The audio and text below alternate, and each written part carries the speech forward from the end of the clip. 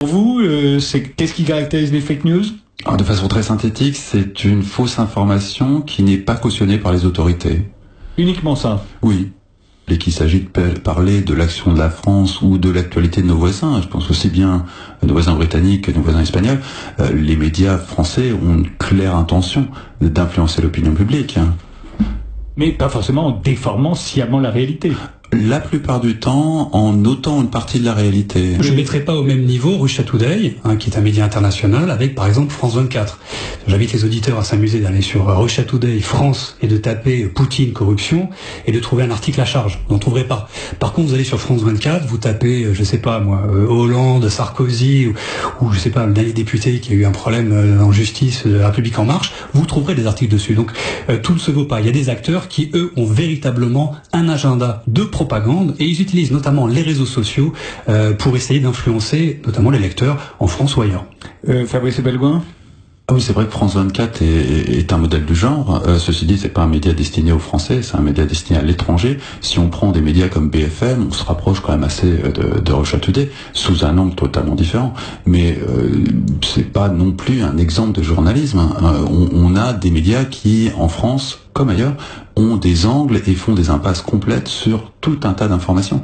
Et c'est tout l'intérêt d'accéder à des médias à l'international, qui est d'autant plus facile quand ils sont traduits en français, pour avoir différents angles de lecture et une information qui commence à être un peu plus complète. Je comprends cette crainte du méchant soviétique avec un couteau entre les dents, mais malgré tout, ce qu'on a vu à l'œuvre dans les deux dernières catastrophes auxquelles on a assisté en termes de fake news, qui sont le Brexit et Trump, c'est d'un côté Steve Bannon, qui a une véritable industrie à fake news et qui n'a rien de russe. Qui était le conseiller de Trump. Qui était jusqu'à peu le conseiller de Trump, un white suprématiste, quelqu'un de charmant. Et de l'autre côté, Peter Thiel, qui est lui aussi conseiller numérique de Trump, et qui, avec Palantir, en conjonction avec une autre société, Cambridge Analytica, qui ont réussi à justement piloter ces fake news et les orienter vers la bonne personne. C'est ce dispositif qui est gigantesque et qui a coûté des fortunes, qui a vraiment été à l'œuvre dans les campagnes du Brexit et de Trump. Et il n'y a rien de russe là-dedans. Les Russes ont un rôle mineur, pas négligeable, mais mineur. J'ai un de mes cours où j'explique la guerre en Libye à travers Wikileaks. Et l'histoire que raconte Wikileaks, notamment à travers les emails échangés entre Hillary Clinton et un agent de renseignement qui était à Tripoli au moment de l'arrivée des troupes françaises, enfin des troupes anti-Kadhafi, raconte une histoire qui n'a strictement rien à voir avec ce que le monde nous a raconté, qui est à l'opposé de tout ce que les médias français nous ont raconté. Donc si on commence à vraiment faire du journalisme et faire du fact-checking, ça ne sera pas à l'honneur de la presse, hein.